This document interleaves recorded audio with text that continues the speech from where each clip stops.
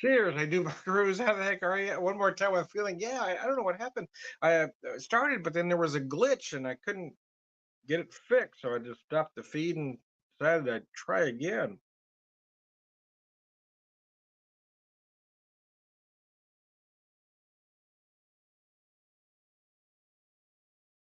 There we go. Anyways, we're good. We're good, man. Anyways, I'm Tom the Beer Whisperer for the purposes of this video. Anyway, if you have any questions or comments, please feel free to put it up on the screen. If you'd like to be part of the video, let me know and I'll send you a link typically via Messenger. But what I have here is a beer from Banter Brewing. It's an IPA called 66 Road Trip. Let me top that glass off there using my growler. Just poured this one this evening. So it is a West Coast ish. And I've had some arguments lately with folks about what a West Coast IPA is. And I'm remembering things differently than everybody else. Like, especially when I'm talking to folks younger than I am. For the longest time, the IPAs in the craft beer world tasted like grapefruit and pine, grapefruit and pine, grapefruit and pine. Now, the thing is that everybody younger than me seems to remember West Coast IPAs being grapefruit and pine. But even when I went back and looked at some of my earliest videos back, 10, 11 years ago when the West Coast really started becoming popular, the West Coast IPAs weren't about grapefruit and pine, especially the San Diego IPAs. They were about tropical fruit notes because I always refer to them in my videos as tropical fruit salad IPAs. I refer to hazy IPAs as brunch IPAs. So the standard grapefruit and pine preceded what became West Coast. However, that's all gotten muddled now, and I seem to be the only one that remembers it that way. But yeah, I did. I had to challenge myself though. I went back and looked at my early videos where I could see, no, I'm remembering it right. But some, those that didn't live through that era, I guess the same way I did, I'm remembering it the same way. So, anyways, it's not quite. This isn't quite a West Coast IPA. I call it a West Coast ish IPA. Uh, when I'm at the brewery, I just describe it as a citrus forward IPA because that's what it is. It is bright, it is fresh, it's clean. So 66 Road Trip, the name is because, well, the beer changes slightly each batch. There's certain things that remain the same, certain things, like you're taking a road trip. It's going to slightly change until it reaches its permanent destination, and nobody knows where that is, where or when that is. So it's kind of one of those. I really love to see what's a little bit different from each batch.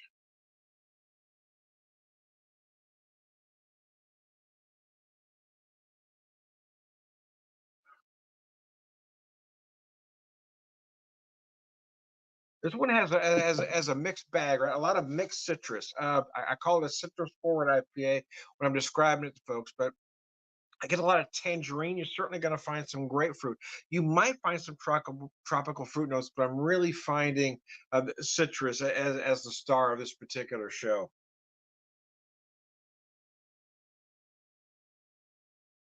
But so the brewer owner, one of the owners and the brewer, he wants this to be completely cleared, and it's not quite where he wants it at this particular. I wouldn't call that a hazy, but it's not 100% clear either, I guess. So he's tweaking it up a little bit to get it where he wants it.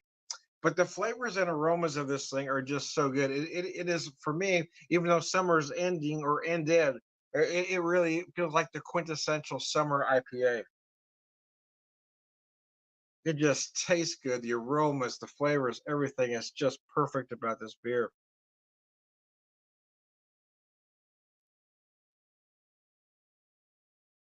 Oh man. And we sell a lot of it because it is good. We have a flagship heavy called Iron Gospel, and that is a great beer.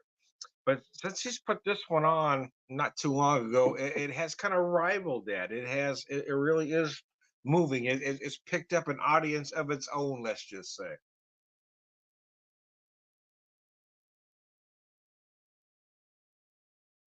Ah, I do work my second gig here tomorrow, but I'm off from my main gig, so at least I can sleep in a little bit, which is why I've been trying to do these late night videos on Thursdays and Fridays. because that seems to be when I'm going to be scheduled a lot. I haven't been able to do my at the pub videos because I haven't been able to. For a long time there, I had Thursdays off completely, so they were the perfect day for me to do them. But now I'm working most Thursdays and Fridays, Saturday, and Sunday is just not a good day to do them because I can't get the guests that I want.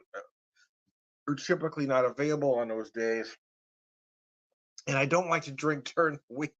So I'm trying to figure out a balance how I can get something going here.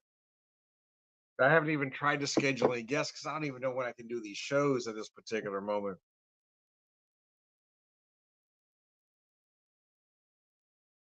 So I do intend on picking it up at some point because I have been in talks with a few guests, but doing the dates, I'm really struggling with getting a set day and time since I'm not able to do the Thursdays like I was there for a long time. It is tough to figure out when I'm going to be able to do it. Um,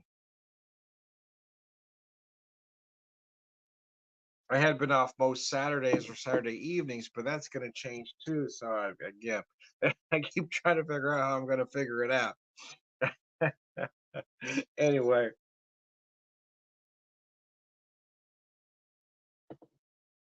I like to have a specific day and time. It is easier to get steady viewers. However, it may be a case where I've just got to, work with whatever when I can get a guest on, work with their schedule to mine. Even if I've got to do a recorded show, do it on another day, and then record it and then play it on a specific day. I don't know. I haven't figured it all out yet, but we'll get there, man. I don't know, man. I need a scheduling secretary. I'm not good with this kind of stuff, man. Anyways, I digress. Anybody watching, if you have any questions or comments, please put it up there. If you'd like to be part of the video, let me know and I'll send you a link. If not, I'm just going to keep talking until my beer is gone. I've got a 32-ounce growler, so I've got theoretically 2 pints in here.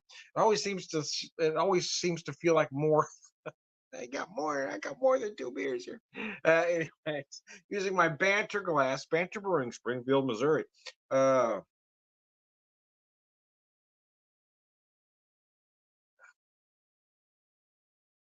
Man, I do like this beer though. The flavors are just crazy good.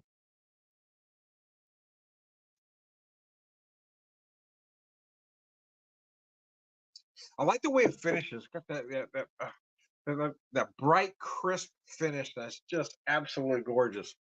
Oh, mercy, Percy. That's good, man. I don't care who you are. Oh, fuck nuggets and gravy. I'm tired. I'm tired, baby. I'm tired. It's been a long day. We got to my first gig I got at about 6:30. So I've been up since about 6 this morning. I did manage to take a short nap in between gigs. I got about a 20, 30 minute nap in, then got ready and headed back out. But I'm old, man. I'm old and I'm tired. The bones hurt. Anyway, Sláinte.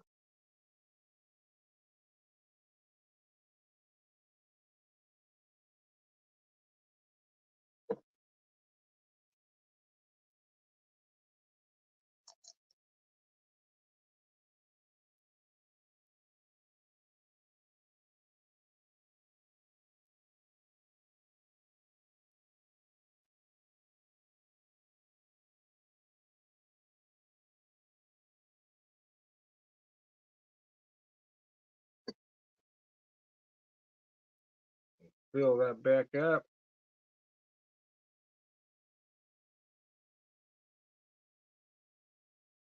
Uh,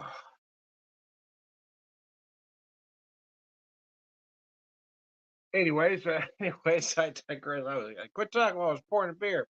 Anyway, anyway.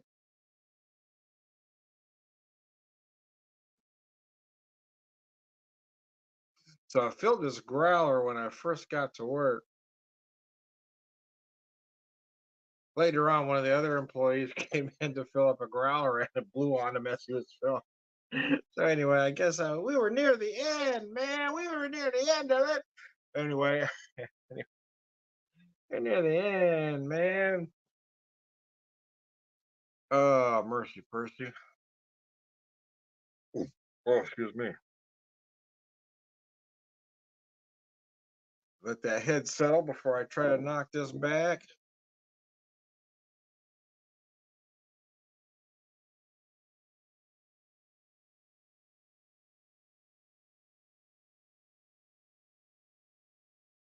Anyway, anyway, I digress. Anyway, as my dad would say, here's to the flag, the grand old flag, the flag that set us free. A whiskey glass and a woman's ass made a horse's ass of me, and munch it. And that head will just sit there all day long. Ah, this beer just pours so beautiful.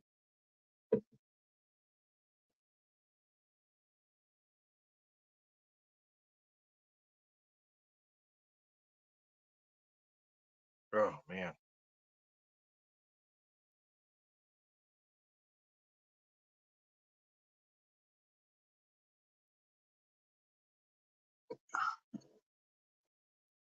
Mercy, Percy. We're gonna wrap this one up. I am Tom the Beer Whisperer, Beer Evangelist, Brother Beer Drinker, Pereira Wisdom, all around good guy. Thanks for tuning in.